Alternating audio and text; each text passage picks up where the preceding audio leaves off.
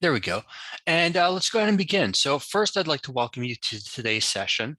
My name is Josh Broltheim. I am a trainer out of the United States, in case my accent isn't obvious.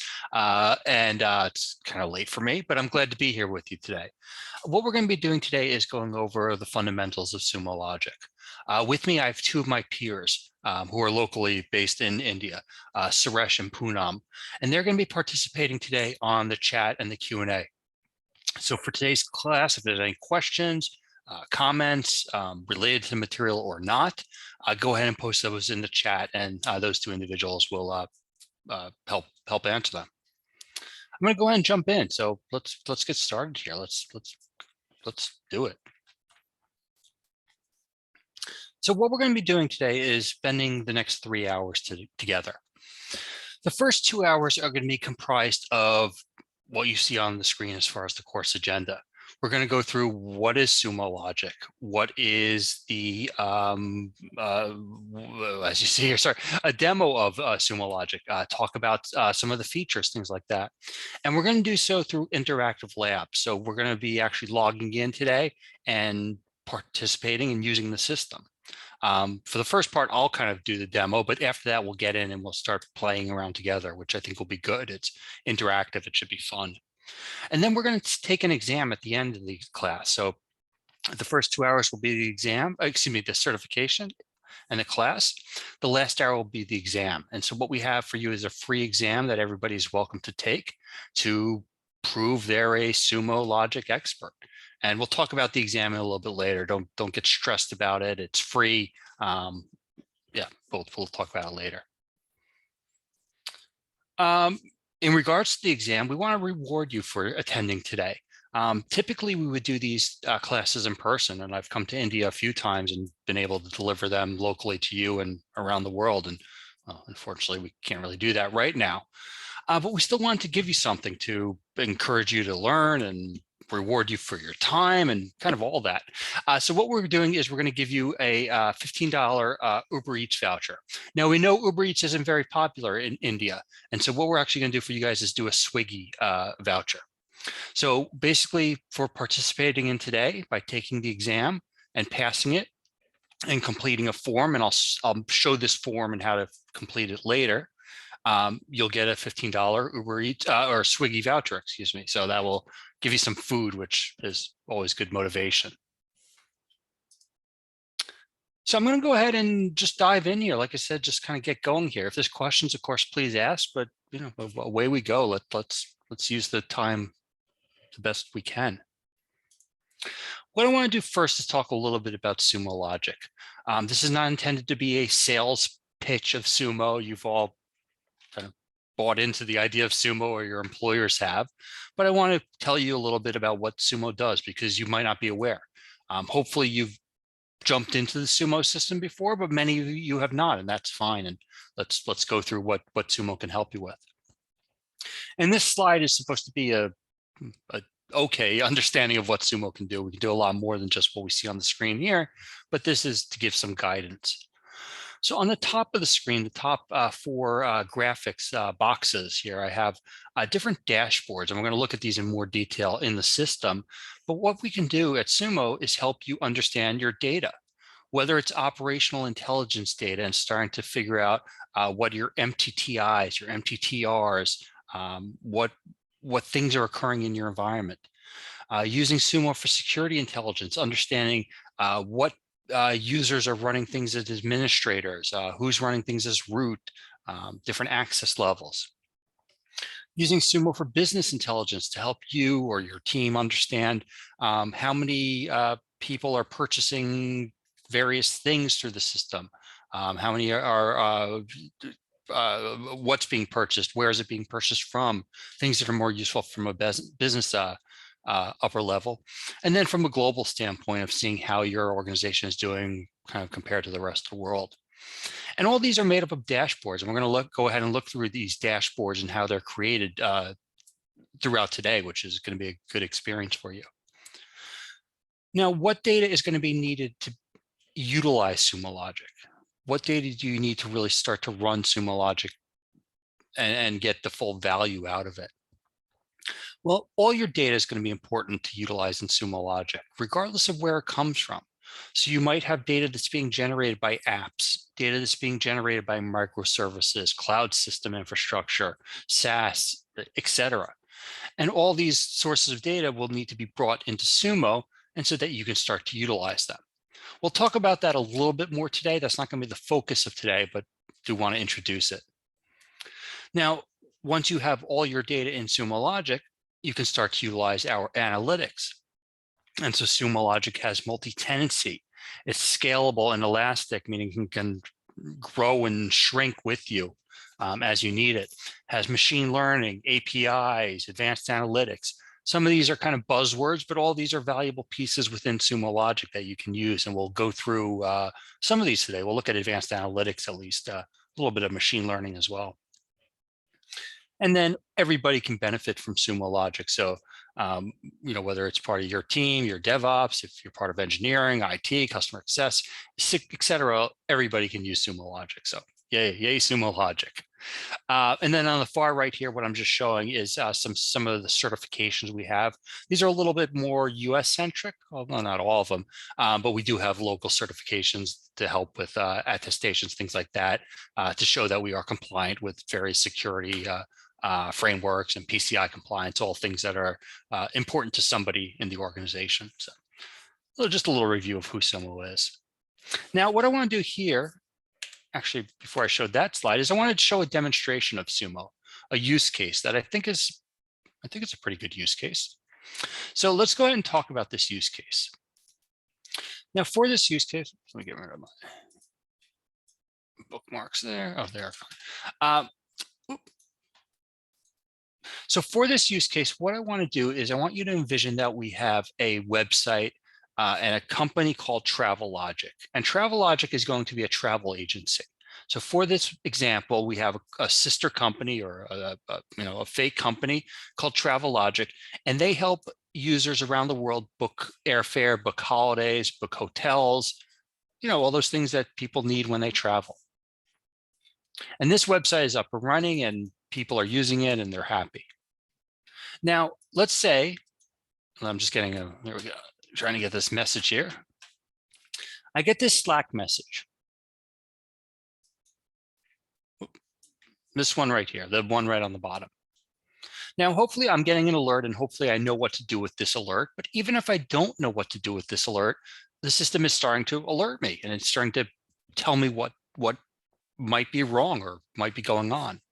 What it's saying here specifically is Sumo Logic alert, gateway response time outlier. Now, like I said, hopefully I know what a gateway response time outlier is. If I don't, I'm going to show it to you anyhow, but this system is now letting us know something's not quite right. Now, what I want to do is I want to start to figure out what's not quite right. The system's letting me know something is not quite right, but let's go ahead and start to dig in and see what's going on. So what I've done here, and let me just expand this out a little bit better, is I've created a dashboard. Maybe I created it, maybe somebody in my organization created it, but what I have here is a dashboard. And what I see here are systems and things that are going on within our environment. Now, hopefully I know what these things are if I'm looking at this dashboard and trying to gain knowledge from it, but even if I don't, the dashboard is very simple. So what I see here, for example, are reporting nodes. I see load balancer 500 errors. I see load balancer response times, etc. I see a bunch of stuff. And like I said, even if I don't know what that stuff is, I've created a very simple color scheme. Red is bad, green is good. This screen, if it was all green, everything would be good. And the system's up and running optimally, and that's good. That's what we want. But in this case, I see red. And so I'm already being told, or the system is making me aware that something's not quite right. Now, what I want to do is I want to look specifically at one of these red portions for today's demonstration. And that's related to the checkout service. What this is showing me is over the last 60 minutes, there have been 3,000 errors related to the checkout service. Now, the checkout service is going to be important to me because this is going to allow people to check out when they go to purchase an airfare ticket or a hotel or whatever type of transaction they try to make. This is letting me know that there's errors. If there's errors, that means people can't check out and they can't get their hotels and they're disappointed. We don't get revenue because they can't complete their order. And so that's bad. And we want to fix that. So how do we fix that? And more importantly, before we fix that, how do we figure out what's going on? All we're seeing here are that checkout errors are occurring. I don't know what's causing them, and that's what I need to figure out. And so I want to use Sumo Logic to help me figure out what is causing these checkout errors, and so that I can ultimately fix them. So how do I figure out what's causing them? What I'm going to do is I'm going to drill into this panel here. I actually have it preloaded up here. Just, I don't know, made it a little bit easier for me. And what I have are service details. So related to my Travel Logic organization, here are some graphs related to some metrics that I or somebody at Sumo has created, or somebody at my company rather has created, that allow me to start to understand what might be going on or not going on, as the case may be. So let's start to look at these. Now, the times here, these are on US West Coast time, so they're not local to you, but that's okay. The story of what's occurring here still should be clear. So what I see very first here are bookings. Now, bookings are important because I want people to book their things, bookings, and then I get the money. So bookings are going to be important to me. What I see here at about 8:46 local time, so about an hour ago, is green. And I see successful bookings. So what I see at 8:44 is about 112 bookings. 8:48, 113 bookings. 8:56, 113 bookings. So that's good. People are booking, they're booking, they're booking.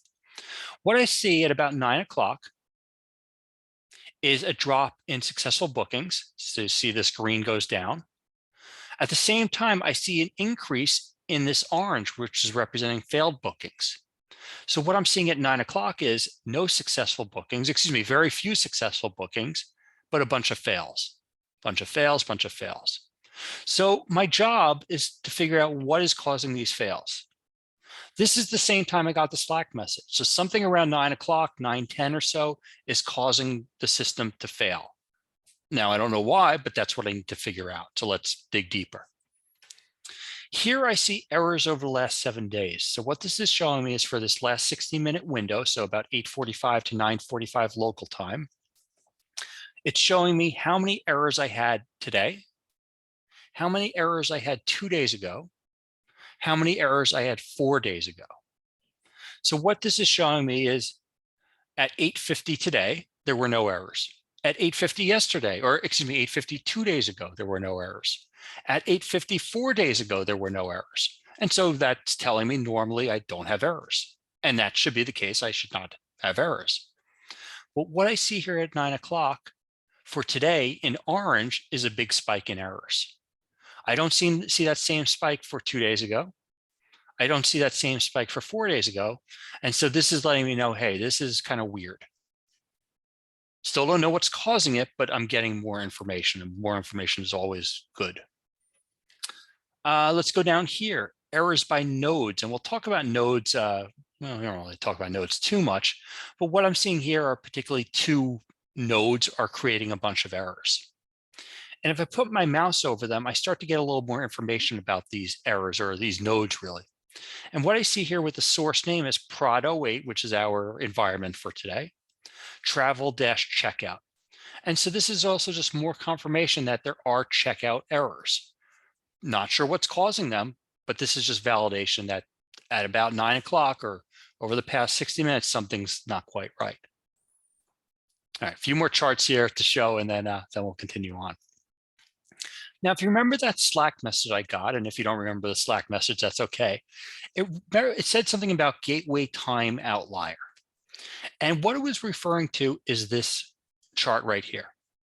What this chart is showing me is gateway latency. Now, gateway latency is going to occur. You have to have latency. You can't have zero latency. You can probably have 0.000 milliseconds of latency, but you have to have some latency. It's just, I think, just a physical law. There has to be latency. So what this is showing is what the latency is, what the system is considering normal latency to be, and when latency is outside that range. So let's look at an example because that's kind of complex.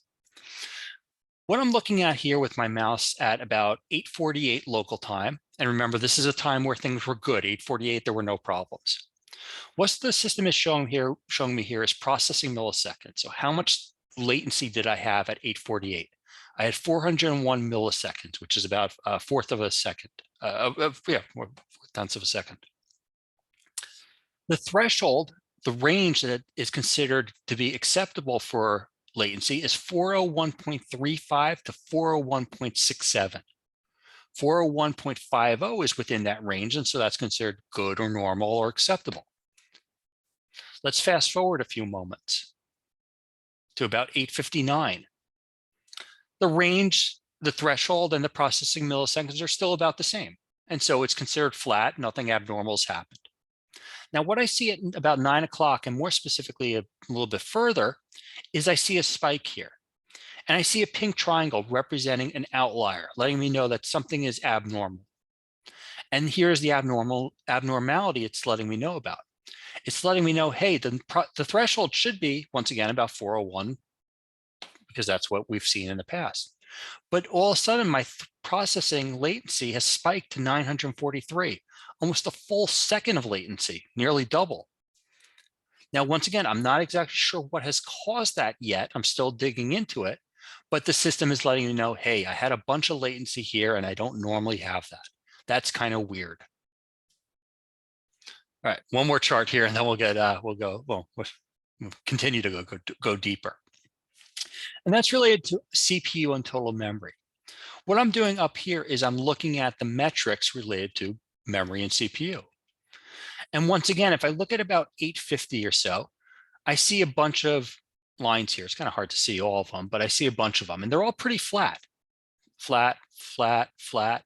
And then at about 8:58, 9 o'clock or so, I see a spike in my CPU and memory utilization.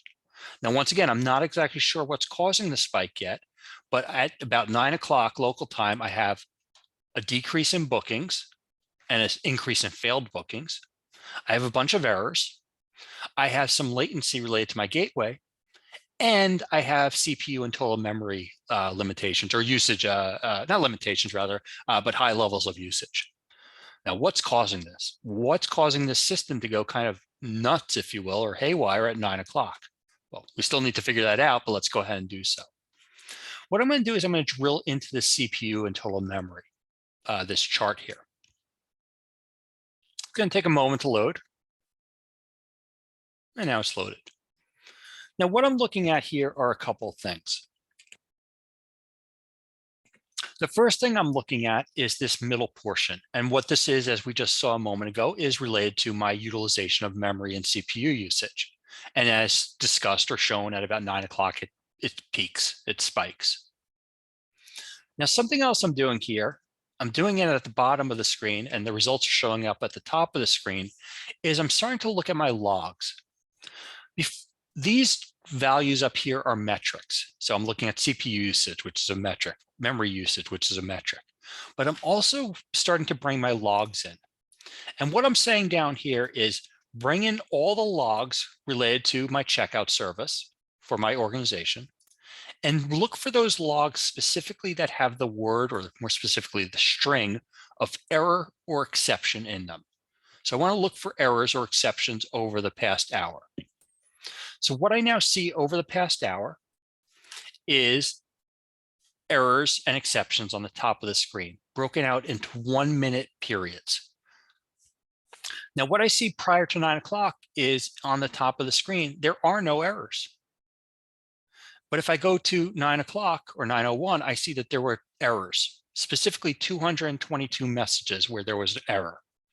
So there's 220 error messages. At 9:02, 224 error messages. 9:03, 225 error messages, and so on and so forth. And if you notice, when the CPU usage returns back to normal, I have no error messages. So what I'm going to do is I'm going to look at these error messages, because this should give me an indication of what is occurring. So what I'm going to do is I'm going to select one of these minute periods. Doesn't really matter which one. Actually, I'm going to do a shift click if I want to be specific on it. And now I'm starting to look at my logs. for that 1 minute period that have the word error exception in them. And so now I'm looking at the errors essentially. And so what do I see in these errors? Well, I see the errors down below here.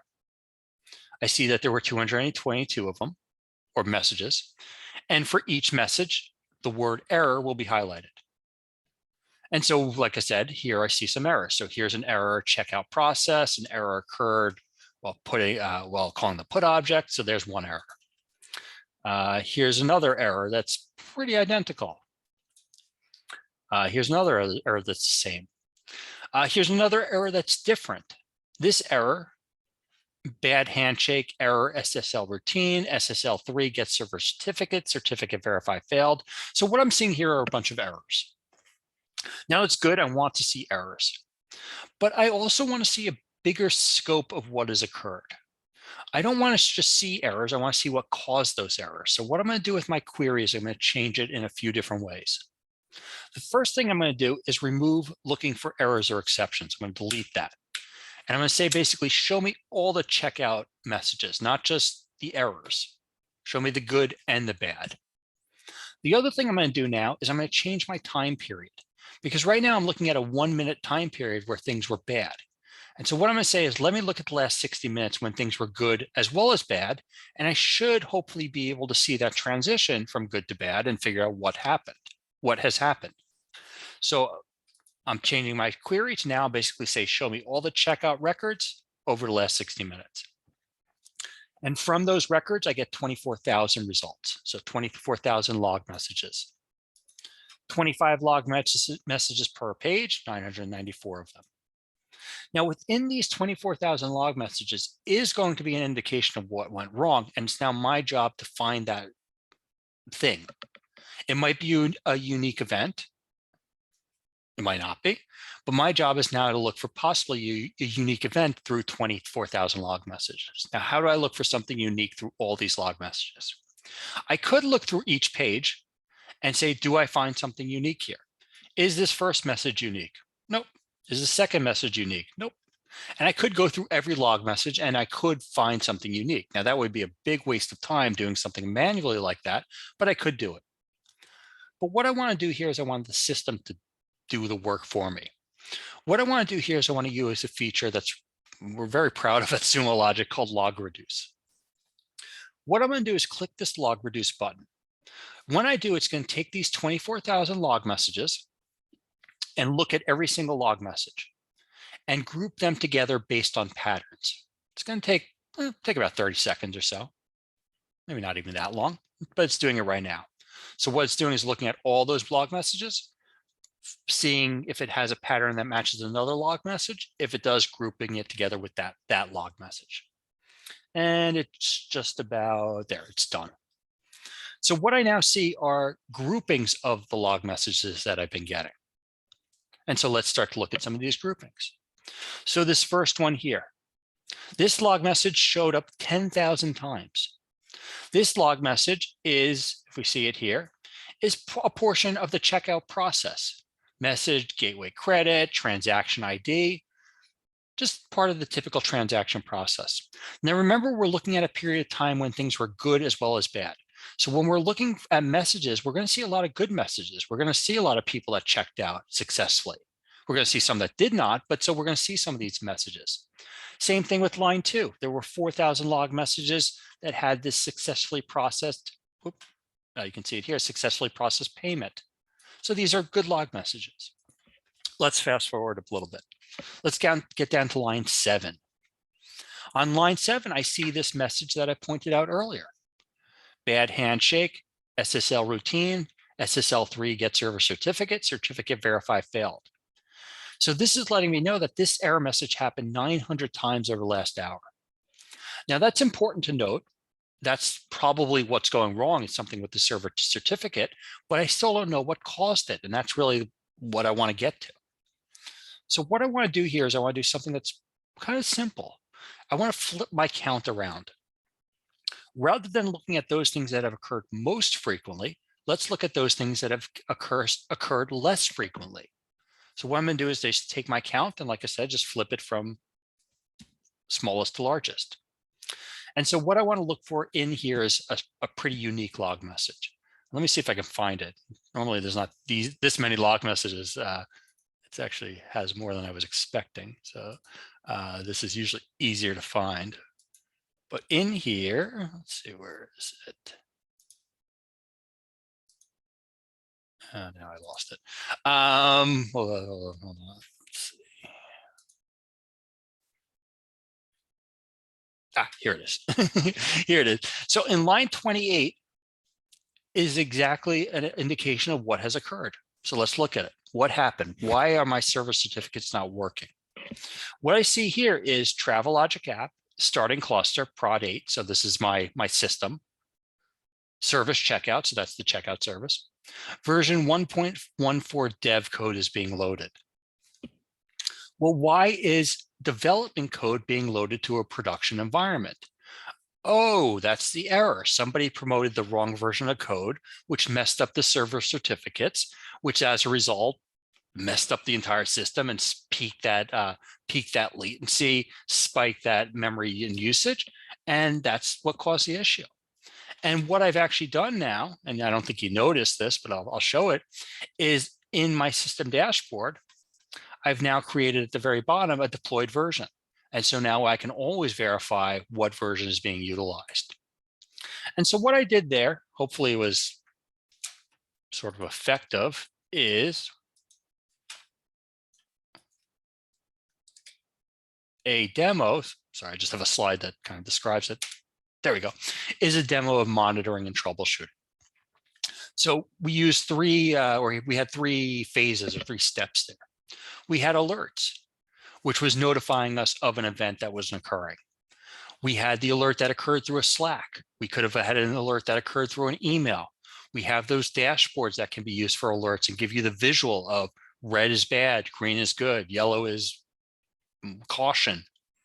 We used metrics to identify what was going on. And so what was going on was the spike of gateway latency, the spike of the CPU and memory usage, the spike of the failures. And then why was it happening was due to just bad code being promoted, essentially. So hopefully you found that interesting and helpful. 2 or 3 more slides, and then we'll get into the system together and start to look at some things together. These are the, well, this is one of the next few slides, is around Sumo Logic data flow. This is an important slide for you to understand. We're really going to be focusing, actually, we're going to be focusing on all of them today. So the first step is around data collection. This is not going to be the stress for today, but data collection is important in that you need to get your data into Sumo Logic. So on a slide earlier, I mentioned your data, whether it's app data, microservice data, cloud system data, whatever data it is, it needs to come into Sumo Logic. I have one more slide that I'll talk about this step next, but other than that, it's an important step, but I don't want you to get too focused on the fundamental level of it. But essentially your data needs to come into Sumo Logic. Now, once that's done, step 2 can occur. And that's going to be where you or somebody in your organization can start to search and analyze your data using the query language to start to use the query language to understand your data, create charts to understand it. Maybe looking at a bunch of log messages is good. Maybe a pie chart would be more helpful. And then that visualizing and monitoring. So as you saw, the alerts and the dashboards that allow you to use Sumo Logic, understand your environment, and not have to create a query. As you saw when I used that dashboard, it was giving me a very good understanding of Sumo. I was able to go in and start to dig around, and I wasn't really typing much. I was just clicking, which is very helpful. So we're going to look at kind of all of these components today. Step 1 with data collection, I do have one slide on. Actually, whoop, there we go.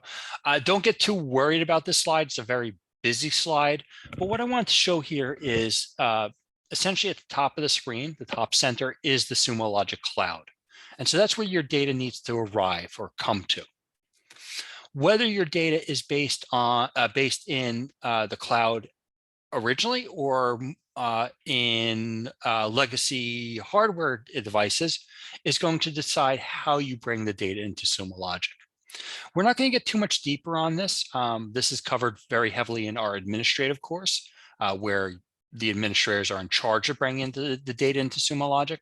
But I just wanted to show this because just because I thought it might be interesting to some of you.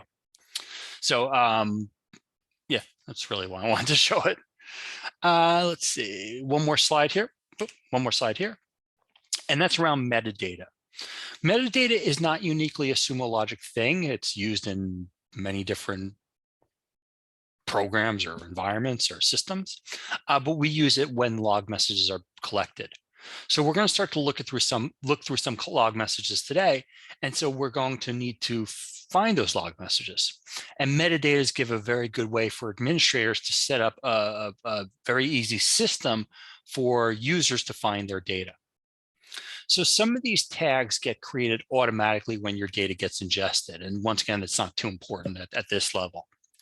But what we're going to use today is going to be a source category, and that's going to be a freely configured tag. And the benefit of it is it provides the administrator some structure to naming the data and making it easier for users to find it. So for example, we haven't looked at our system yet. We don't know anything about our data, but we'll use the source category of lab/Apache/access today a lot for our source category. Now, right away, even if you don't understand the data in Sumo Logic, you know, or now you do, that this is lab data. It's not production data. It's not dev data. It's not QA data. It's giving you a description of the data. It's labs. It's Apache data. It's not O365 data. It's not CloudTrail data. It's Apache data. And so we're starting to be able to specifically call out types of data. Very similar if you think of a tree or folder directory structure. It's that same idea. And those naming conventions are covered in the administrative course. And so we're not really going to go into that level today. But if you're interested, that's where it's covered. So what I'd like to do now is have us log into the system. So I have credentials for us to use. I'm going to go ahead and put these into the chat as well. If you need help with these credentials, let us know and we'll help you. I'll also go through them. So just give me a second. I want to get everything set up. So we're going to log in to service.sumologic.com, which hopefully you've been to before. If you haven't, that's where you go to get Sumo. For the email or the email or the account we're going to use training plus analyst number. And I want you to select a 3-digit number. So maybe you want to be training plus analyst 007 at sumologic.com, training plus analyst 424 793 261. It doesn't matter. Pick a 3-digit number. And then you're going to use the password of learning 22 exclamation point. And that's capital L in learning. So let's go ahead and log in. I'm going to log in as well. Once you get logged in, if you could go ahead and tell me what 3-digit number you're using. If there's overlap, that's fine. We're actually a pretty small group today, so statistically there probably won't be overlap, but even if there is, that's fine. So to log in, and I'll do this a few times, certainly. So to log in, I'm going to go up here. I'm going to go to service.sumologic.com. I'm going to use the email training plus analyst 234. That's what I'm using at sumologic.com. And then for that password, I'm going to be learning, capital LEARNING, 22 exclamation point, and then sign in.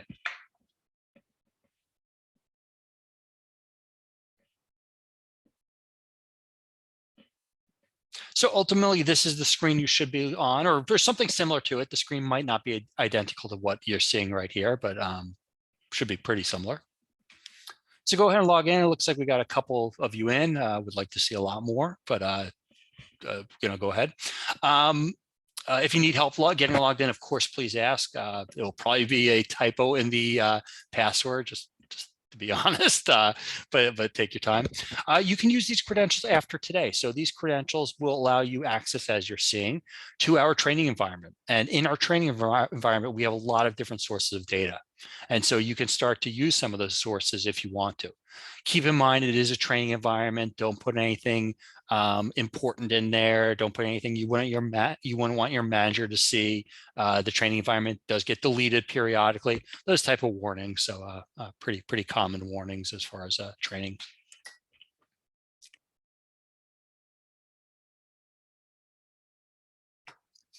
All right.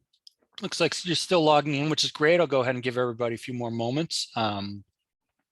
If you can't log in or don't want to log in, that's okay as well. I'm going to be showing the labs on the screen, so you'll still be able to see everything I'm doing. We do want you to participate, of course. Let me put those credentials back on the screen as well. Sorry, should have had them up.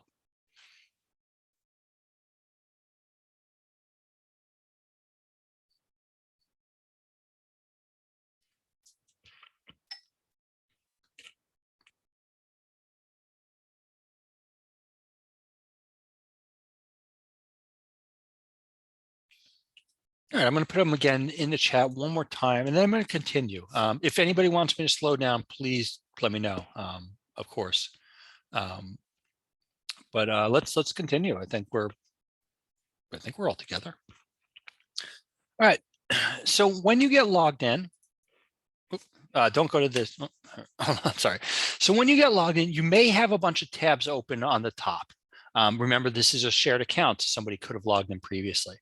If you do, if it looks something like this, where you have a whole bunch at the top of the screen, go to any of the tabs and close all the tabs.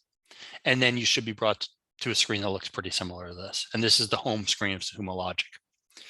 Like other home screens, it's intended to get you up and running as quickly as possible. It has the ability for you to do things. We're going to do some of these things together. Actually, mostly just the log search today, but certainly other aspects of Sumo Logic as you get deeper. It shows you things you've recently opened, recently run, things that might be recommended. So once again, we want you to get up and running as quickly as possible. What I'd like everybody to do now is to go to the Learn tab. So underneath Home, or next to Home rather, there's Learn. Within the Learn tab, there's the ability to learn more about Sumo Logic. So we have videos, we have documentation, we have just many other ways to get help. But what I want to do is I want to get access to the labs today. And so what I want you to do is go to the Learn tab, go to Hands-on Labs Fundamentals, and go to Lab 1 Viewing Data. This might be checked, it might not be, doesn't really matter.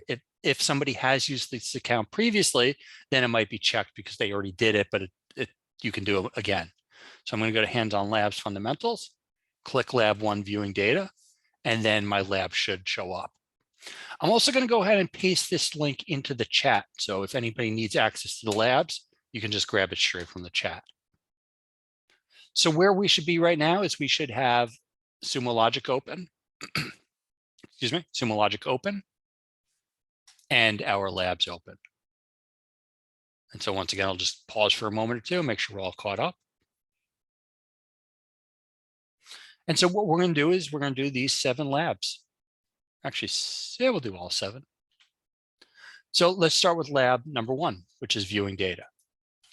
So with lab number 1, the first thing we want to do is sign in, and we've all signed in. So congratulations. Kind of joking, kind of not. Signing in is an important aspect. So once you're signed in, what we want to do next is take you through the experience you face right now. You've now logged into a strange system. This is a system you've never been in. Maybe you've been in Sumo, but you've never been in our environment. So where do you start? What do you do? Well, that's what we wanted to show you, is some starting places. So the first thing we want to show you is to see what data is available. What data has been collected? Let's go ahead and do that right now. What we're going to do to do this step, or need to do this step rather, excuse me, is use this black bar on the far left. The black bar may be hidden. If it is, it would appear like this. If it is hidden, click on the horizontal lines next to the word Sumo Logic on the top left, and you'll see the black bar. Once you have the black bar open, what I'd like you to do is go to Manage Data on that black bar, and specifically Collection. So black bar, Manage Data, Collection. When you do, you will be brought into the collector or collection screen. And so what you're seeing now are all those collectors that are set up to bring data into Sumo Logic. That data might be cloud data, might be firewall data, AWS data. It doesn't matter what type of data, it's all being brought into Sumo Logic. And what we can do here is we can start to look through this list here. So for example, I don't think we have you do it even, but if I wanted to see, is there any Apache data? That's a source we'll use a lot. I do Apache, and then I see there's Apache data. So this is one way to start to see what data is in the system. Now, in the real world, you may not be able to do these steps. These, particularly the black bar, can be controlled by an administrator. And so they could say, I don't want you looking at collections. I don't really know why they would. Well, I do know why they would, but you know, I'm really more for security, but it's possible you might not be able to do this step. So what we wanted to show you in this lab is another way to do pretty much the same step through a query. So what we're going to do now is we're going to go to a couple ways to do this. We're going to go to plus new and go to log search. The other thing we could do is go back to the home screen and go to log search. Ultimately, we want a log search screen up like here. When we create our search, it should be search 2, 3, 4, so sequential numbers. And what we have here is a query box. And so what we can do is we can now start to type things in. What we want to do here is we want to run a very simple query because we want to see what data is in the system. So here is our query on line 4 or step 4. I'm going to grab this query and copy it. I'm going to paste it in. And I'm going to run it. Now, before I run it, what is this query going to do? What this query is going to do is star, meaning it's going to look for everything. Not look for Apache data, not look for Travelogic data, look for all the data in the system. Specifically data over the last 15 minutes. That's going to be the default, it's last 15 minutes. Now, when I run this, it's going to retrieve all the data. Let me go ahead and paste that query into the chat if that helps you. And what it's going to do is it's going to count the data, which are all the log messages. So here's all the data, almost 1 million records. And what it's then doing is counting the data by source category. When we do that, we have a new tab called aggregates. And what we now see on this aggregates tab is each source category. Here's labs artifact request data. Here's labs Zscaler data. Here's labs Tomcat access data, so on and so forth. And then we also see a count here. By default, it's not sorted. We can sort it high to low to high. But now what I'm presented with, if I do a high to low, is now I see the largest set of data is my Kubernetes banking deployment data. My second largest set of data is also Kubernetes banking data. This is account data, this is payment data. My third largest set of data is Windows, and so on and so forth. And I can see here, if I scroll down a little bit, I think it's on page 2, here it is, Lab Apache access data. And so now what I see is over the last 15 minutes, there's been about 7,000 log messages of Lab Apache access data.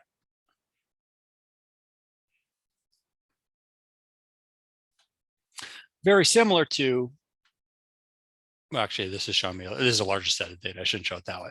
So what I'm seeing though here is that aggregation of the amount of data. So essentially 2 different ways to just do the same thing. All right. So what we've now done is we've now done a very simple query that's shown us what type of data exists in the system.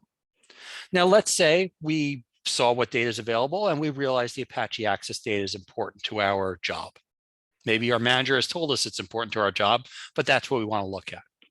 Now, where do we go from here? We now know there's Apache access data. Where do we go to look and gain more insight? Now, we could create a query, but we don't want to do that yet. Let's get there. Let's slow down. What we do want to do first is look for a shared dashboard, because it's very possible that somebody in my organization has worked with Apache access data before, has created dashboards or queries that might be helpful for me. And why should I reinvent the wheel if somebody has already done the hard work for me? So what I want to do now is I want to, as it says in the lab, I want to find and display a shared dashboard. So let's go ahead and see, has anybody shared anything with us? To do that, what we're going to do is we're going to go, of course, back into Sumo, and we're going to go to the black bar. Up here, we have the ability to see things, essentially folders, recent things. So as I showed earlier on that home page, things that you've recently opened. You have favorites. So like a bookmark, as you create your favorite queries and dashboards, you can save them. You have your personal folder, which might have items in it depending on if somebody has used this account previously. So as you create queries, as you save them, they get stored. But what I want to point out here is the one on the far right, which is a library. What this library allows you to view is anything that other people have saved and shared with you. So what I want to see here is, I see Alan has shared something. I see here, Angadi. Let's look specifically for Apache Access. Now, when I run this, I'm probably going to get 2 folders here. I might get a lot more, actually, depending on it. No, I should just get 2. And so what I want to do is open these and check them out.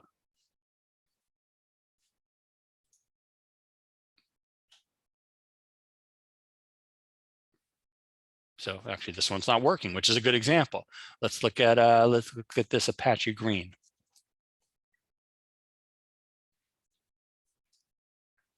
So what I'm seeing here is a dashboard or information, but a dashboard that John, when I hover over it, I see created by John Meredith, one of our trainers, has created. And here it is. Now, is this exactly what I was looking for? Maybe, maybe not, but it's a good place to start because this is showing me information about Apache. Now, for those of you who don't know, Apache data is essentially web server data. So when you go to a website, this is showing you or keeping track of that experience. What portion of the website did you go to? Did you get any errors? Things like that. So wanted to show that. So always encourage you to see what other people have done because it might help you in what you need to do. Now, let's say that doesn't help. What do you do next? The next thing I want you to do, or I want to discuss and I want you to do, is install an app. Now, what do we mean by install an app? And we're going to go through these steps together. What do we mean by an app? Every company kind of uses the term app a little bit differently. What we mean by when we say an app is, for example, with Apache Access data, we know what the data looks like. Everybody does. It's Apache data. It's in a standard format. And so what we at Sumo, an employee of Sumo, has done is create a query and dashboards that we think are helpful for Apache Access data. We've also done it for CloudTrail data. We've also done it for Google data. And so what you can do is use these apps and overlay them against your data, essentially, and start to see value from your data without creating anything, without doing any work. So let's show you how to do it because it's quite simple. I'm going to go into that black bar again, and I'm going to go down to App Catalog. When I click on the App Catalog, I'm going to see probably about 200 or so different apps, different products, essentially. You see all kinds of things on here, Azure, Box, Carbon Black, etc. In this case, I want to use Apache. Specifically, I want to use the Apache with a feather. So I'm going to click on that Apache icon. As it's showing here, it's giving me a preview of what it's about to provide to me. It's about to provide some outlier analytics and threat analysis. That's pretty cool stuff. I want that. Let me get that. How do I get that? All I have to do here is click Add to Library.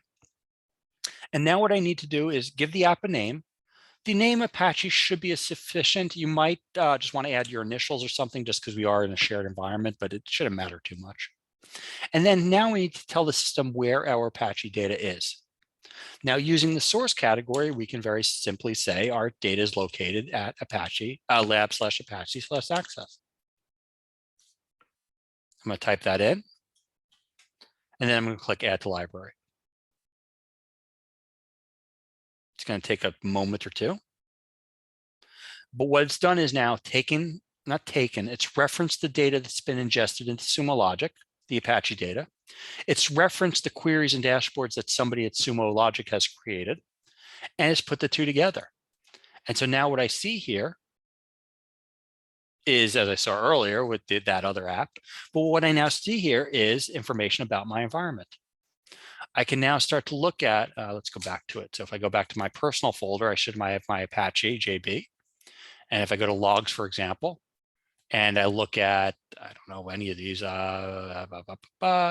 visitor location, Apache visitor location, I now see where my users are around the world. I didn't do really any hard work to get that, but now I'm getting this valuable information. And from a security standpoint, this could be quite important. If I have, what's an example here? If I have 5,000 users coming out of Europe, but we don't do any business in Europe, well, then this could be suspicious, or it might make perfect sense. But we're starting to get that insight in here. All right. Let me go back to the lab. Let's see, is there anything I missed in there?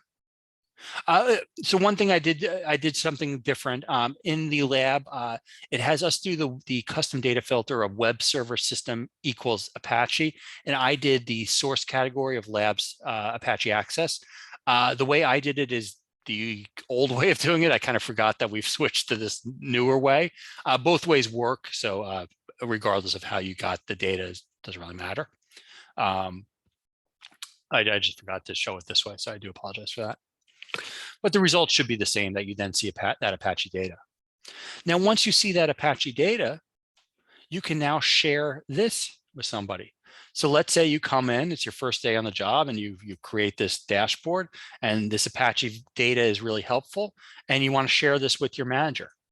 What I can do is I can go to the three dots here and click on them and select share. And now I can decide, who do I want to share this with? Do I want to just share this with my manager? Do I want to share this with the entire company? Do I want to share it just with other analysts? Do I want them to be able to view it? Do I want them to be able to edit it and view it? And then I can just start to give them controls. And so what we'd encourage you to do is share it, your analysis, and include a little note. This is a good view of Apache data, or something like that, and then share it. And now that new person, or the person you sent it to, gets access to what you've done, which is helpful as well. All right, let's see. Anything else in this lab? Nope, that should be about it. So that's lab one. So in lab one, what we did is we signed in, of course, looked at what data is available through two different ways, the collection screen as well as actually doing the query itself. Then we saw that certain data was available, and so we looked for a shared dashboard around that data, and we hopefully found one. And then we installed the app to utilize that data. So as a rule of thumb, I'd encourage you, anytime you get to a new set of data, whether it's in the production environment of your own or even in our training environment, is to overlay an app and see what it's providing to you. It's probably going to be useful, and it's going to be a great starting point for you. So the app's very important, very, very, just really helpful. All right, let's go to, go ahead. Suresh here. Yeah, go ahead, Suresh. There is a question from Sudhi on how to copy out of the box dashboard and add it within the dashboard I have created. If you could show that as part of your demo, that would be great, Josh. Sure. So we're going to get into portions of this, but let's show anyhow. So what you can do is you have the ability to essentially, there's two ways to do it. Sorry, let me go to either open and search or edit. But what we're going to see here is the underlying query. So here's the query that was used to create this map. So if you wanted to, you can, there's a few ways to do it. You could just copy the query and paste it in someplace else. You could share it. And so that's probably the best way, is really just copying it, I think would be probably easiest. But we're going to get into an example of this shortly. So what we're going to do in a few moments is actually take one of these that have been created already and modify that. So I think that will help illustrate that for the person that had the question. So We'll go through that in a moment. All right, let's go to lab 2. So let's keep continuing. We'll take a break probably in about probably after lab 2. We'll take just a quick break and then continue. So let's do lab 2 next. So in lab 2, what we want to do is we want to use the search query a little bit more, a little bit deeper. We're going to be focusing on the search language in more detail tomorrow. So hopefully you're able to join tomorrow's session. I'll talk about that a little bit later, but let's take a look at it. So to create a query, we're going to go back to plus new and go to log search. And what we want to do is we want to create a query. We actually want to use a query. In this case, we're not really creating one from scratch. We are grabbing one that's already here. So I'm going to grab this query that's in step 2 of lab 2. I'm going to copy it. I'll paste it into the chat just in case you want to grab it from there. And I'm going to paste it in. And I'm going to click start or click on the magnifying glass. As you saw earlier, when I do so, I run a query. And so now I've run a query. Now, when I run the query, I get my results, and we just want to kind of go through this again because it's an important screen here. So what I'm doing here is I'm saying, look for my Lab Apache access data. And specifically from that data, look for log messages that have the word get over the last 15 minutes. When I run that, I get my results. And then down below in the results, each log message is going to show up with the word get highlighted because that's the key word that I'm looking for. Get, so on and so forth. Now, as it mentions in step 3, we can use the time feature here. The default is the last 15 minutes, but that might not be what you want. When you click on it, you can modify it. So here we can now select the last 60 minutes. When we do and click search again, we get more results, probably about 4 times the results we had previously. And now, once again, we see the results, we see the get, and so on and so forth.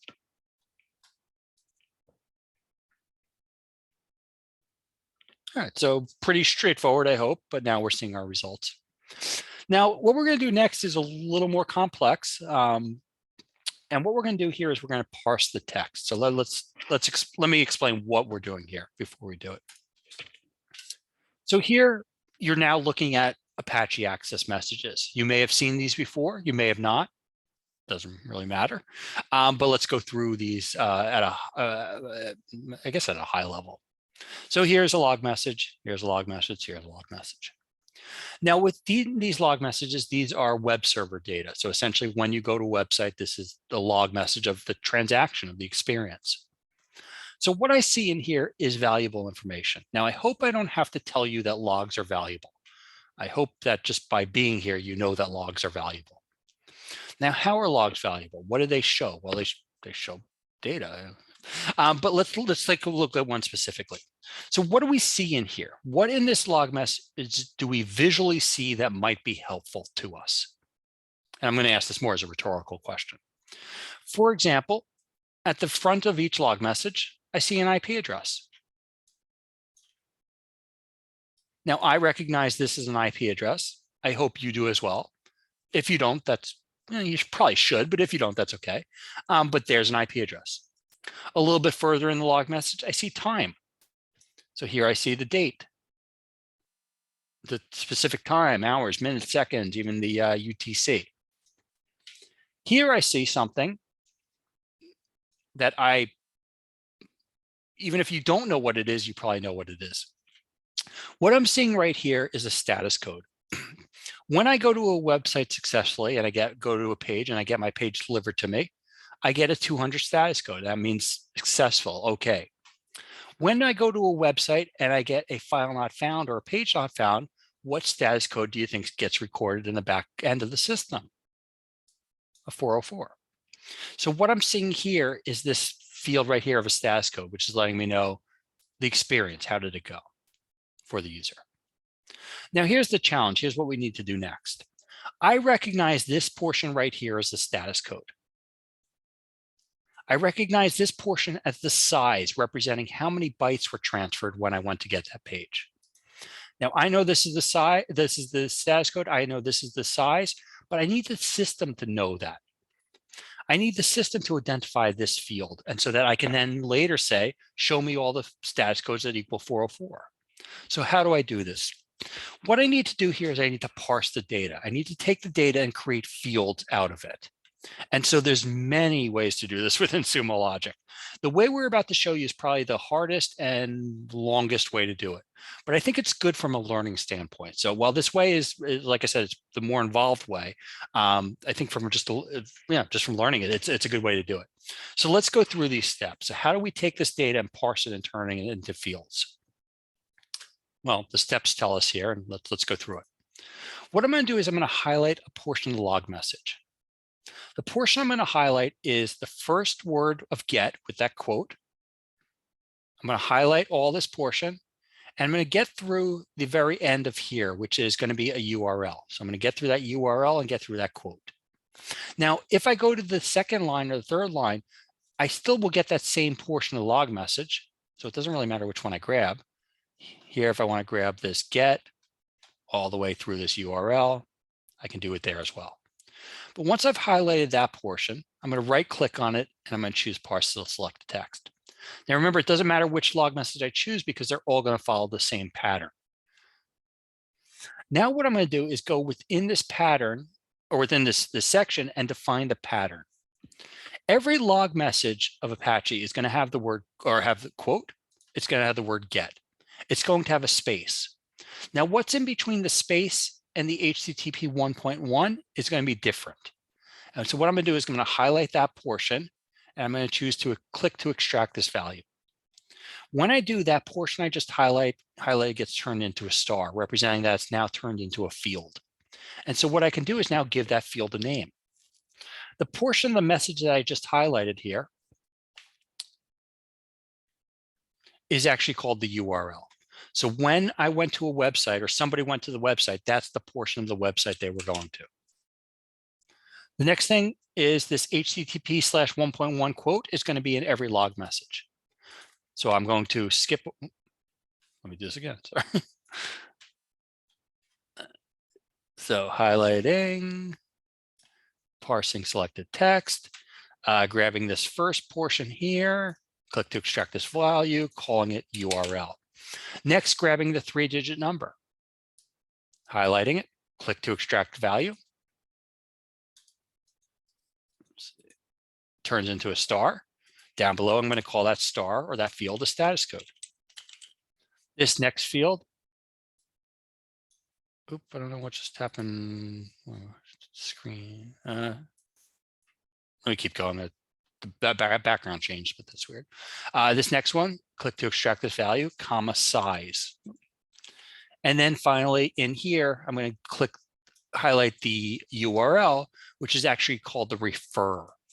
So this is the website that we were coming from. So let me submit. And what I should have, I don't know what did with my query. Let me do it again for the last time. Like I said, this is the longer way of doing it, but it works. I don't know why. I think my mouse is just being a little flaky. So let me do this one more time. I apologize. So highlighting, doesn't really matter which log message, parcel selected text, grabbing this first portion here, click to extract the value, second portion here. So what I have on the very top is 4 stars, and now I'm going to give those 4 field names. So I'm going to call it URL, comma status underscore code, comma size, comma refer. Now, when I click submit, what I should have and what you should have is that parse statement on the second line. And it's not doing anything until I actually run the query. And so I want to do that now. So what I'm going to do is run the query. And what should occur now is I should now have those 4 fields with values assigned to them. So that's what I have. For each log message, I have the log message on line 1. And then I have the refer, the size, the status code, and the URL. And what I can now do is I can now say, show me all the 404s or count the different status codes. So what I did is I had to define those fields and then I can utilize those fields.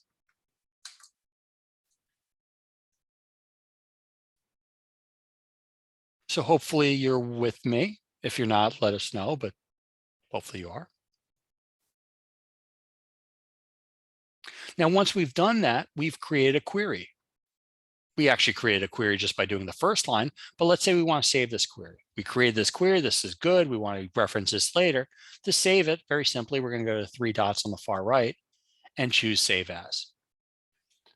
We're going to give it a name. By default, it is going to do that sequential search, but we'll call this, I'll keep it simple, Apache search. And then I can save it. When I save it, now if I go to my personal folder, now I should see my search.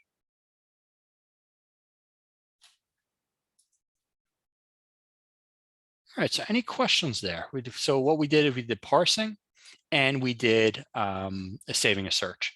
And once again, I'll repeat it again a few times even, the parsing we just did is the more difficult way to do it. When you join us tomorrow, or I hope you'll join us tomorrow, we'll look at better ways to parse. Easier ways to parse as well. And there's even some automated parsing that an administrator can set up. So we'll go ahead and do that.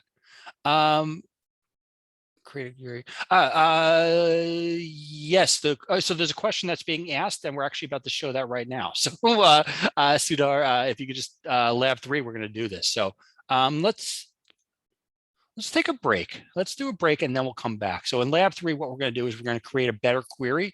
And what we're going to do is we're going to take that query and turn it into a dashboard, which is what a few people have asked about now. So let's do a break first. I'm going to set up just a YouTube timer here. We'll do a 10-minute break. We're running on time. Let's see. Yeah, we can do a full 10-minute break. So let me go ahead and get this started here. So like I said, I'm going to go ahead and pause the recording.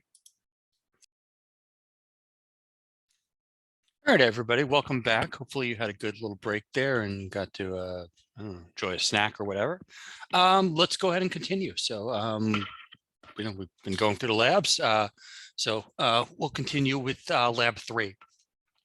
So in lab 3, what we're going to do is we're going to take the query that we were working on with the lab Apache access data and get a little bit more advanced. And so let's do it right now. So where we left things prior to lab 3 is we looked at the source category for Apache access with get, and we had parsed our data out. Now what we want to do is we want to start to use that field that we created. So when we did our parsing, one of the fields we created was a status code. Now what we want to do is we want to count by that status code. So for lab 3.1, we either want to just grab the last line here, or we could grab the whole query and add it in either way. But what I want you to notice is when I run this count by status code. So before I run this, I have all my messages.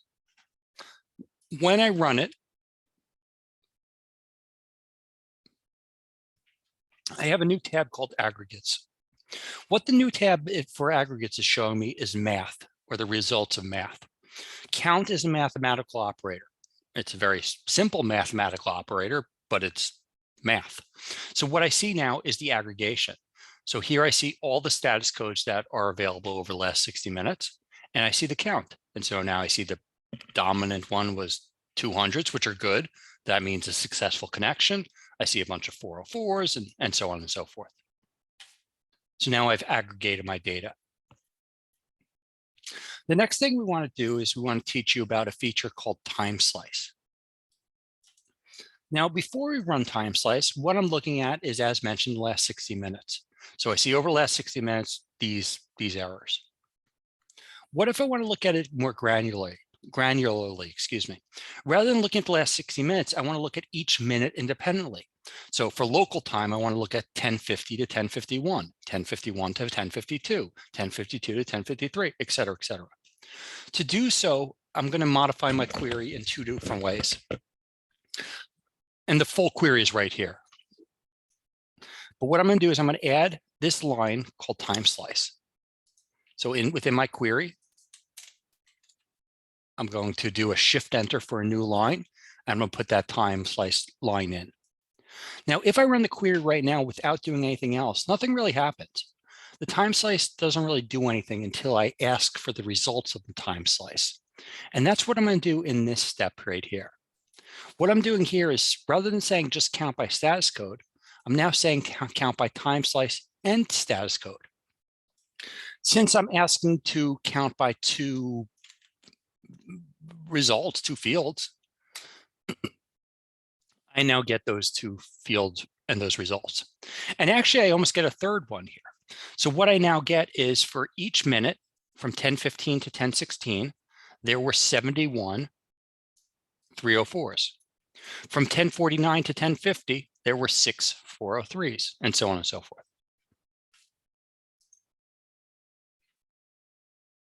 So now I have my data. Once again, it's not sorted by result by default, so I can click on the count and sort it if I want to. But more importantly, what I can do here, not more importantly, but what we want to show now is the transposing of these results. So what we want to do now is we want to take the data and modify the view of it. Because right now I have these times, I have these status codes, and I have these counts. But the results show up over 19 pages. And so it's kind of hard to see really data in here. But transposing is going to give me a better view of this data. What it's going to do is take this data and turn it into almost an Excel look and feel. So by adding this last line where I'm saying transpose, I'm saying use time slices and the columns. And now I get those, like I said, those rows and columns, where now I see, here are my times. Well, here's my time. Here are my status codes across the top.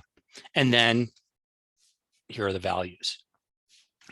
Now, this is one way to chart the data, or at least show the data, but we can look at this in better ways that might be more illustrative for us. We might prefer something like a bar chart, a line chart, many of these charts, various charts, even a pie chart. And so we would just pick the one that we prefer. But the idea being here is that many different ways to look at the data. So just whatever you prefer.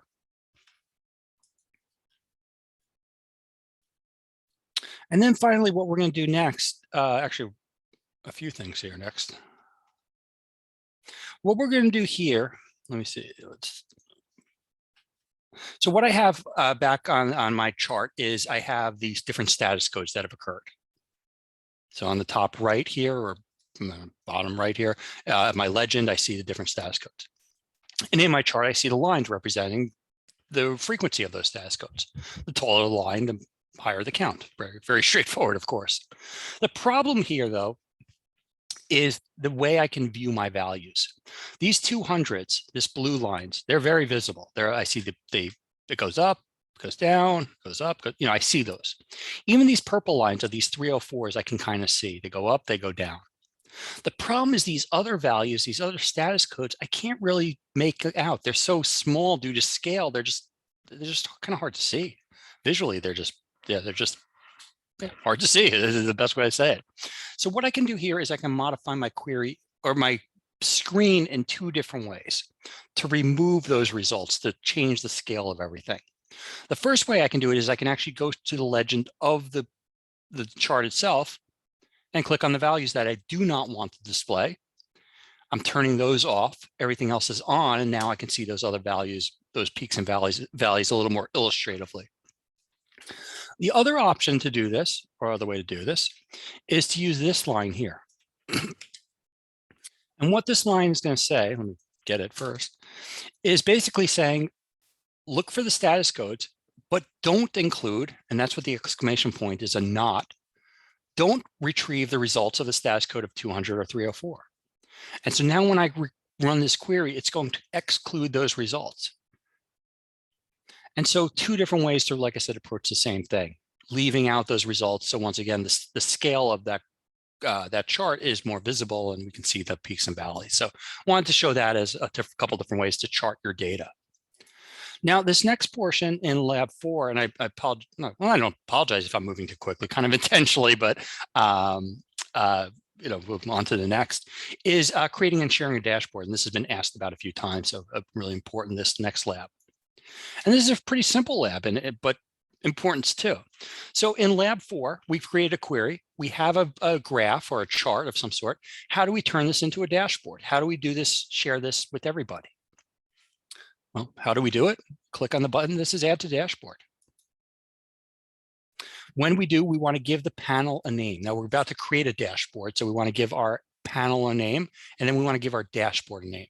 So the panel, what do I want to call this thing that I'm saving? Apache search minus 200 or 304 sounds like a good name. And then for the dashboard, I'm just going to give it a custom name. So for you, I'd encourage you to use your initials. I'm going to call it just JB123, just my initials and 123. Not feeling very creative with my name. And I'm going to click create new dashboard. And then I'm going to, in this case, I'm going to want to turn or toggle this to off. So we actually do not want to create in the new dashboard UI. We want to use the old one. This is because the query itself is using a feature that's only available in the old one, and I haven't rewritten the lab query yet. So we're just going to click this toggle off. And now I'm going to click add. And when I do, if all went well, I should now have a dashboard with my panel in it. So now I have a dashboard. From within here, I can go ahead and modify the look, as it says here. Well, I can do a few things, sorry. The first thing I can do is add a text panel. So I can go to the more actions, add a text panel or a title panel to give somebody that's viewing this more information. Test, this is a graph. I can move everything in here around. So it's kind of a WYSIWYG environment. So I can move this up, move this down, make this larger. Oh no, I want this on the right, put look and feel the way I want it. The other thing I can do in here that I encourage is, oh, here it is, a toggle theme, a dark theme. I think is just better on the eyes. And so now once I'm done editing, and now I have a dashboard. Now from here, I can once again share this dashboard like I showed earlier. So I can click on this, well, two ways to do this. I can go to the dashboard itself and choose to share, or I can go to my folder, look for my dashboard, which will be represented by the green icon, and choose to share it. And then share it with a specific user, the entire organization, whatever.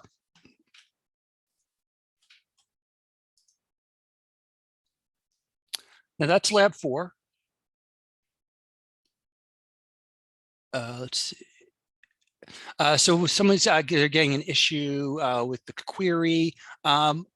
If you're having a problem with the dashboard, I would just make sure that when you save that dashboard that you're using that old model, or you're not using the new one. So that might be the issue there. Yeah, possibly. But we can take a look at that in a few moments together. Then the next thing we want to show is the ability for you to modify your dashboard, which is going to be helpful for many reasons. The example we're going to use here is, let's say you have this Apache overview. Well, let's go through the example right now, in fact. So what we're going to do is we're going to go to the app you created earlier. So what we're going to do is we're going to go to your personal folder. We're going to go to your name. And we're going to go, which one do we need specifically? Apache overview. So this Apache overview. So I'd like everybody to open that. When you do, you should get a screen that looks pretty identical to this. Now, here's the exercise. Here's what we want to do today.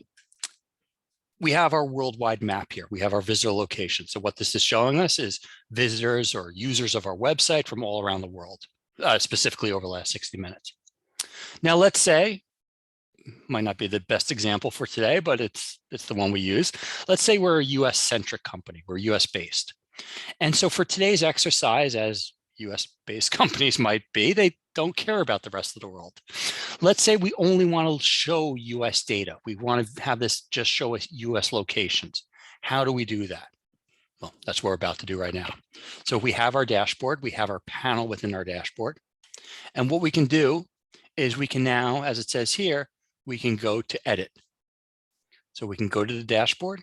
We can go to the 3 dots. and we can go to edit. We could also go to open and search, but edit's the better way to do it here. Now, when I click on edit, and I showed this earlier, I am now viewing the query.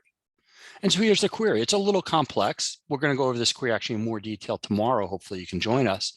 But what we see here is the lab Apache access data. We're doing some parsing, et cetera, et cetera. But what we want to do here is the important portion here is that we're getting a field called country name. And so what we want to do here is very simply add a line that says where country name equals United States. So I'm going to go into my query here, and I'm going to put where country name equals United States. Now, when I run this, like I did earlier with that, when I excluded those 200s or those 304s, now when I run this, it's only going to include US data. Any other data it's going to leave out.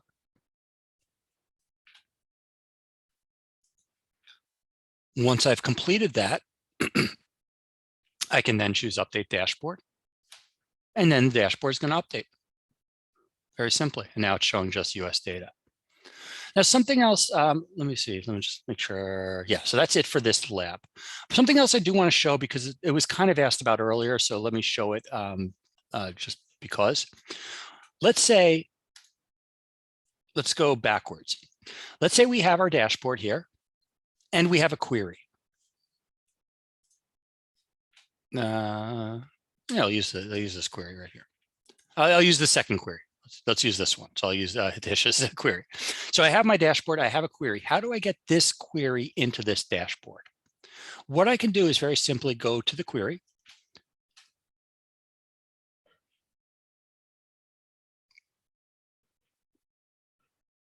Actually, let me go and let me do this query. This one has, sorry, let me use this one because it has the aggregate tabs in there. You do need an aggregate tab to create a dashboard. So why is this being all crazy? All right, so here's my aggregates. What I can do, sorry, what I'm trying to demonstrate is the ability for you to take this query, click Add to Dashboard, and specify any dashboard that's been created already. So I can use the one I previously created. I might have one that Hitesh has created. I can add to his. I have different options here. So that's what I want to show, because the question had come up earlier of how to do that. So once you're in a query, you can add to dashboard and add that query to any dashboard. All right. Lab 6, and we're almost done here. So let's lab 6. Lab 6 is a important feature. We're going to show this in better detail tomorrow. We'll show it from a different angle here. But what we want to do is show you how to create an alert. And what we're doing really here is more specifically a scheduled search. But what we can do here, and let's do this anyhow, is we can have this query run periodically and send me the results every X amount of minutes.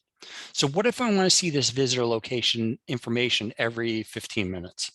Well, that's what we're going to do right now. So what we're going to do is we're going to go to the dashboard. And like it says here, we're going to go specifically to the search. So we're going to we'll be in our dashboard. We're going to go to the search.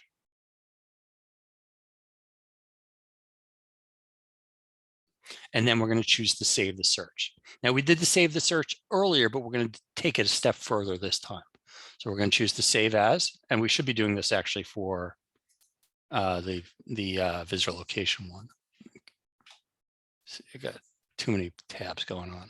So what we should be doing is visitor location, open and search.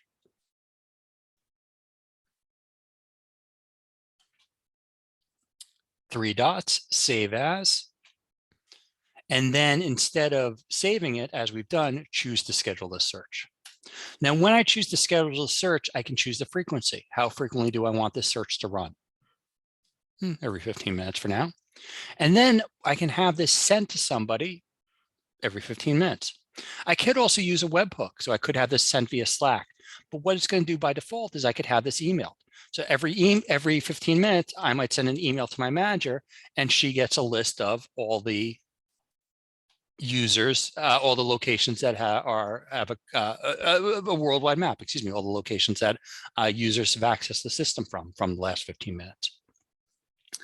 What we're going to show you tomorrow, which is a little more effective, is creating a monitor. In fact, I'll actually, let me give a sneak preview of that right now.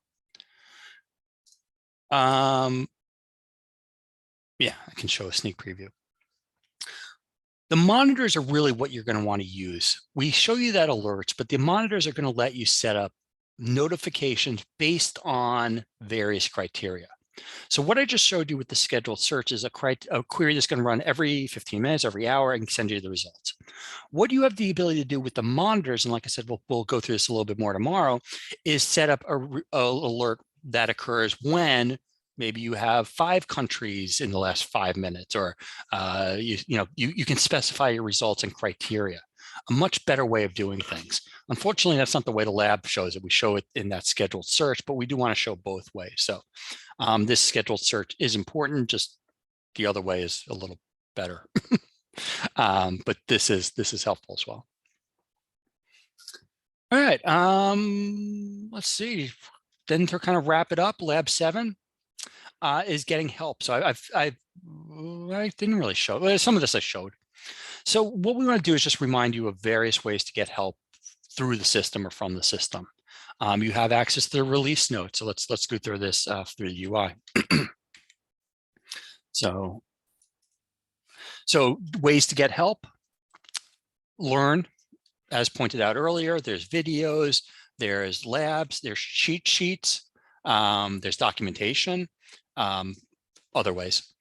You can also go to the help down here and you can get access to documentation, release notes, all kinds of stuff. Documentation, very simple. And now you're viewing documentation. Let's see what else can get help. The learn page I just mentioned. Sumo community. So we have a online community where you can ask questions. We also have a Zoom community as well. Excuse me, a Slack community as well. Yeah, that's about it in there. All right. So as far as content for today, that kind of covers it. I know it was a lot of content. I know we went fast. Thank you for sticking with it. But now let's talk about the next portion for today, which is going to be the exam. Of course, if there's questions, please put them in the chat, but I am going to continue because I want to get you guys up and running here. Let me just go back to my slides.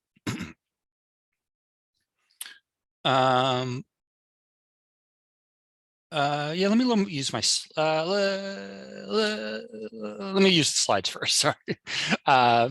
So what we're about to do, and I'm going to go through this a little slower, but what we're about to do is take an exam. This exam is free for you, free for your organization, no charge. It's going to consist of 30 questions. You'll have 60 minutes to take it. You're not going to need all 60 minutes. I'll just tell you right now, you have it allocated to you. You can use all of it, but you probably won't need that much time.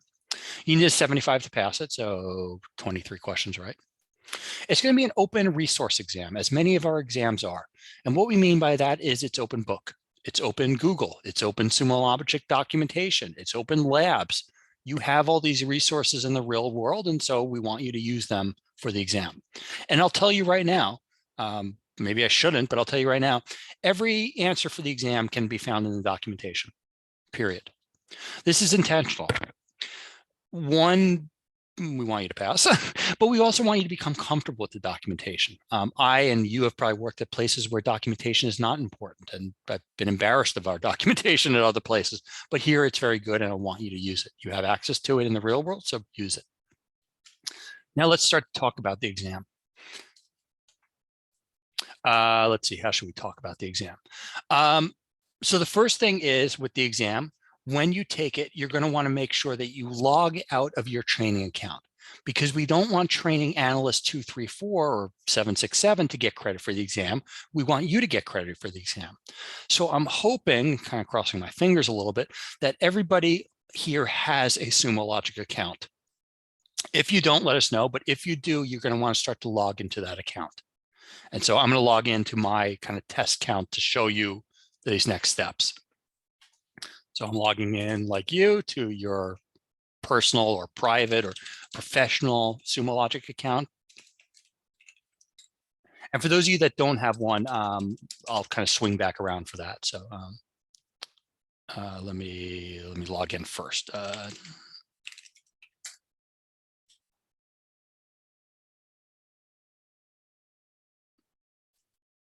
And for those of you that don't actually, you should just be able to sign up through, let me see if this link still works. It should.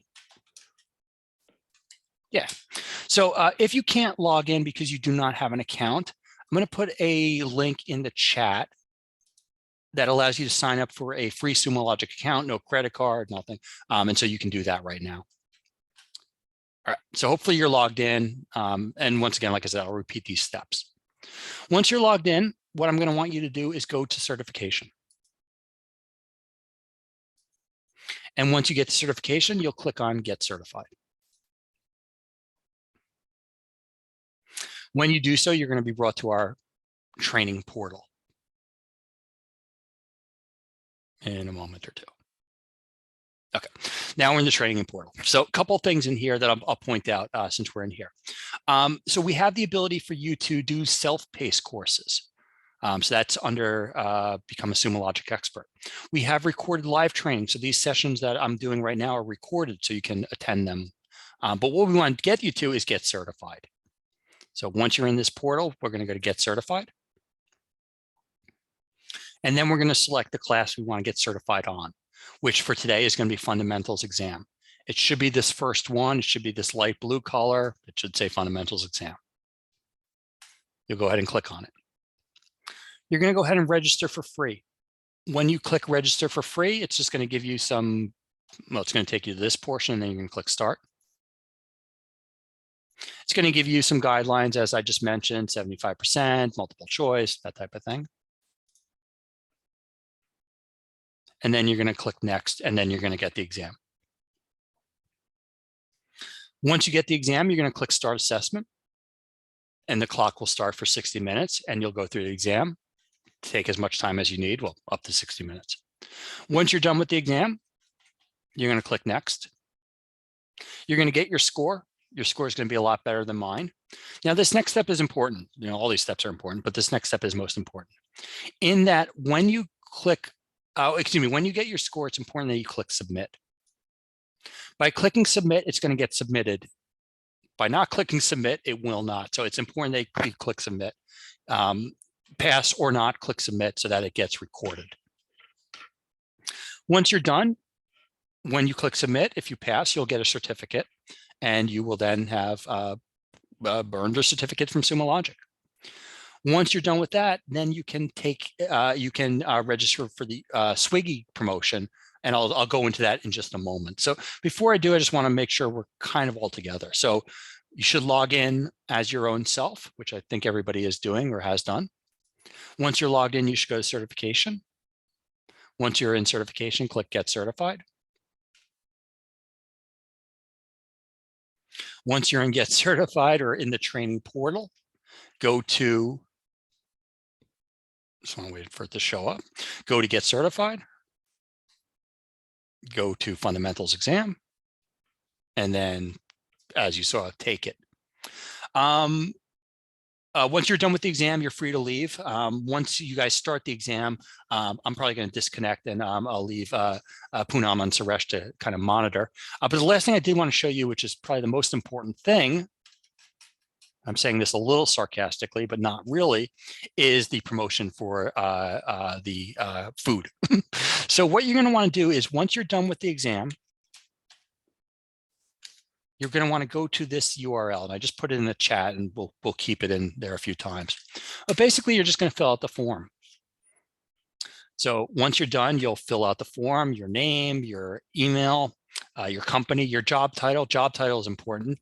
What you're claiming. So in this case, it'll be Swiggy. And then what class you completed. And then you'll upload your certificate. And you'll submit it, and then next week you'll get a credit for a Swiggy. So I'm going to pause there. I know I just gave you a lot of information about a bunch of different stuff. Let's see. For any of you that are having issues of getting into the certification, so if you get to certification and click Get Certified and you don't get to the certification, let me show you. Let me show you what to do. Well, it looks like you know what to do because someone's asking a question. But you'll do these steps. You'll go to help, you'll go to community, and then you should get an email verification to your inbox. It might take a few moments. It might show up in the spam, but it should arrive. It's really an SSO issue. It's not, well, it is our issue, but it's an SSO issue. So hopefully that gets you around that. All right, so once again, start the exam. If you want to drop and continue to take the exam, you're welcome to. You're also welcome. I'd encourage you to take the exam right now, but you can take the exam whenever you want. You don't have to take it. I'd encourage you to take it now, but you can take it on your own time as well. So if you do need to jump to something else, of course, please do so. Let's see. Just we're going through the couple questions we have. Let's see, Sumo Logic account for my company. Yeah, as long as you have a company Sumo Logic account, yeah, you should be fine. Prabhu. Let's see, a couple of verify buttons. For the email is verified. Also, once it is verified, try logging out and logging back in. So log in, get the email verified, and then log out and then log back in, and that should work. If it's not working, it's a little out. Well, let's see if it works. And while you guys are getting in and starting to go, once again, hopefully you can join us tomorrow. So tomorrow at the same time as we did today, we're going to be doing our search mastery class, which is going to be taking our search query language and going into it deeper. So starting to take those queries and using them and getting deeper into the query language. So doing more advanced parsing and more advanced everything, really. So like I said, I hope you can attend. It will be a good class. Let's see, the form link, I'll post it in again.